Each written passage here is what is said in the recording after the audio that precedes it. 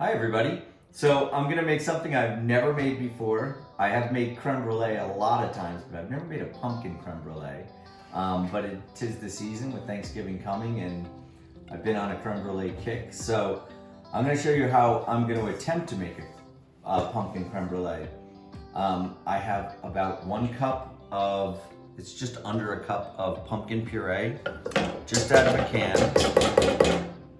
And I'm gonna make enough to do 4 creme brulees. And then I'm going to use 2 full cups of heavy cream. Good one.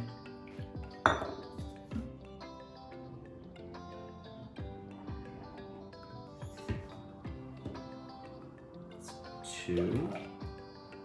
And what I wanna do is just try and really concentrate the flavor. So I'm gonna cook this to get it hot and mixed evenly. And I'm gonna do that over like medium heat. I have my oven set at about 275 degrees. You do want that preheated. I'm gonna do this over pretty high heat since I'm not gonna walk away from it. I'm going to separate my eggs. So the great ratio for making creme brulee or any custard is 9 egg yolks to 1 quart of heavy cream. So I have a half a quart of heavy cream. I'm gonna use 5 egg yolks. So I have, these are medium eggs. So I'll take 5 of them. And that's just because I want to ensure that it's gonna set up. So we'll separate our eggs.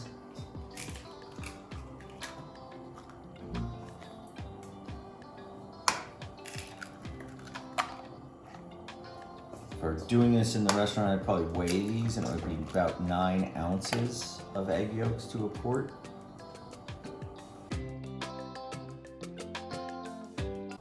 And then it would normally be 9 egg yolks to a quart. So I'm doing half, so it would be a half a cup of sugar.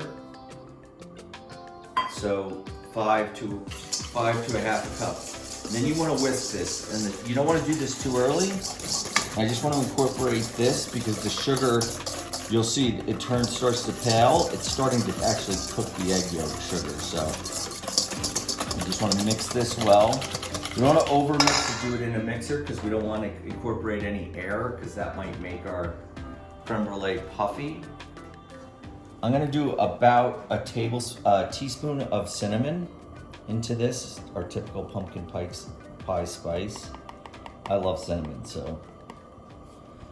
And then about a teaspoon of allspice. If you don't love allspice, you could certainly just use nutmeg.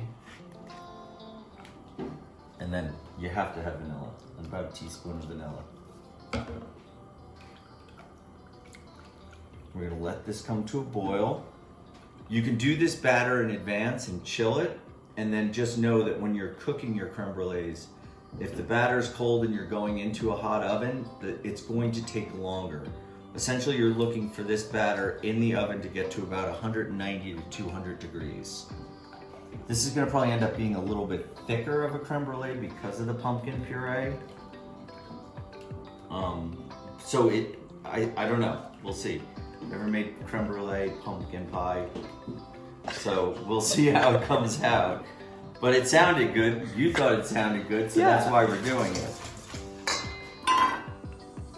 So I've got this. This is now coming up to a boil, so I'm good. And what I want to do to just make sure everything is incorporated is I'm just going to give it a quick buzz in my blender to make sure I get all those spices. When you're blending something very hot, be very careful because it'll have a tendency to want to explode. So I'm going to make sure my blender is on low, and I'm just going to give it a couple pulses. So we've got our spices nice and incorporated, and now the delicate part is to whisk this into our eggs and sugar mixture, and we want to do this kind of slowly because this is warm, and we don't want to cook our eggs, so you want to start slowly. And as it starts to incorporate, you can start to go a little bit faster. You can smell that cinnamon and the clove and all the nutmeg that's in that allspice. this is nice incorporated. I'm just gonna go back into the blender because this will be an easy vessel to help me transfer it to the molds. So I've got this incorporated. I wouldn't blend it now because I've got the eggs in there and that would start to cause the air. So I'm gonna just go ahead and fill these molds. And do you line the molds with anything? No, you don't need to put anything in it. I was gonna toy with filling a pie shell with this and baking it as a cake, a pie, which I think would also work, but that's for another. That's another video. That's another video. So I'm gonna go just about up to the top. Okay, so I have a bunch of little bubbles on here.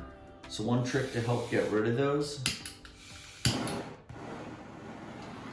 is you can just blowtorch away all the air so you don't end up with the bubbles on top.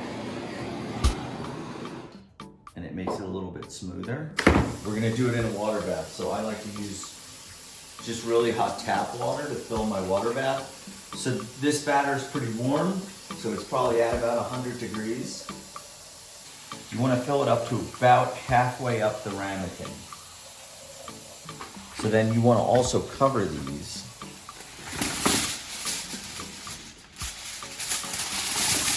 with foil. And this will help steam it more than it will dry bake it.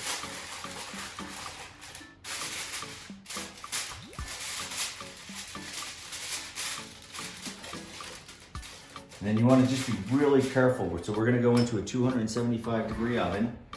I'm going to go right on the top shelf. But you want to be really careful as you're moving it in here that you don't get any water to splash into your creme brulee, because then you're adding really thin liquid to it and it will really make it not set up. So these are going to take, at that temperature, these are going to take about 35 to 45 minutes. Okay, so it's been about 35 minutes, 40 minutes. So we're gonna pull this out gently so we don't get water everywhere. Take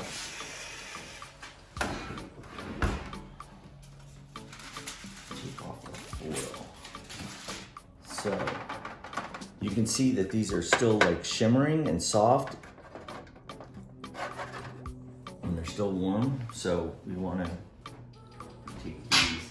Now, you can do two things. If you're not in a hurry, you can just let them sit on your counter and let them come to room temperature and let them really set.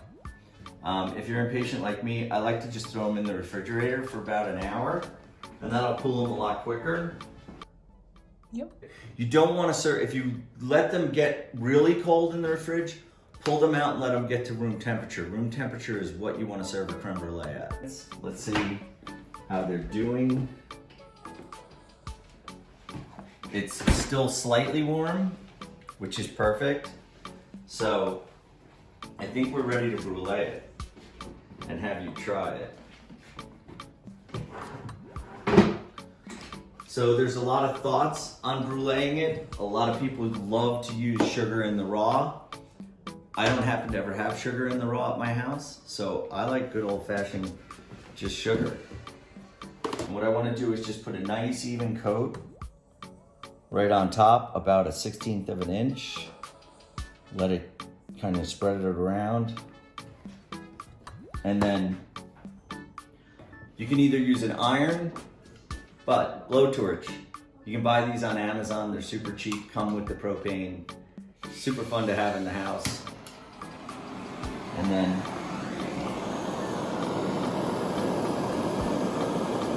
just take your time. It's extremely hot, so be very careful because sugar will burn right through you. Get all that sugar to melt. And you can smell that burnt sugar and it's awesome. So now we want to let this sit. Don't serve it right away. This needs to really cool for about 4 or 5 minutes before you'll get that nice crack. All right, I'm making Carolyn try it, so she's gonna go in for the crack. Let's crack. See. Ooh, that was a good one. Take this big piece. Oh, you can smell it. So now my concern is, like, you're eating it, but my concern is how is the texture. So we're gonna switch places, and we're looking for super creamy. I didn't want it to be, you don't want it to be like too thick. So I think my ratio of pumpkin was pretty good. It's actually a little thinner than I thought. But the flavor. Oh, but it tastes like pumpkin pie. So good. Yeah. It's still also pretty warm. Yeah. So even after 45 minutes in the fridge, could have probably gone a little bit longer. So the longer it's in the fridge, the more it's gonna set up. Yeah. As it gets colder. So we can't double dip. Oh yeah. But thank you, that's pumpkin creme brulee, and pretty happy that it came out well on my first try. So thanks, and we'll see you soon. We have the real testers coming in now. It's that crunch, right? We wait around, yeah. Yeah, breaking the sugar is the best part. That's good. That's really good. This is my audience. This is who I'm making this for, just in case anyone was curious. Pumpkin spice. Yeah.